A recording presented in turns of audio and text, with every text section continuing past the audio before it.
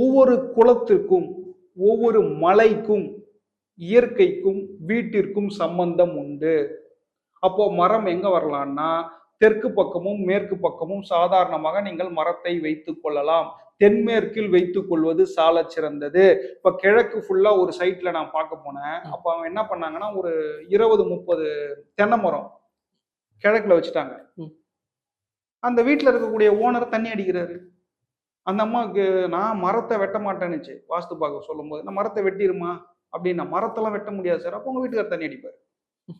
வருமானம் வராது. அவங்க இப்படி சார் இவ்வளவு நாளா வளர்த்த மரம் பேசுமா அப்படின்னா நிச்சயமாக பேசும். நல்ல அந்த வீடு பார்த்தீங்கன்னா வடகிழக்கு கிழக்கு தெருக்குத்து, வடகிழக்கு வடக்கு தெருக்குத்து, வடமேற்குல மேற்கு தெருக்குத்து வீடு. எப்படி இருக்கணும்? செல்வ செழிப்பா இருக்கணும். சூப்பரா இருக்க வேண்டிய வீடு கிழக்கு ஃபுல்லா அந்த அம்மா தென்னை மரத்தை வளர்த்துருச்சு.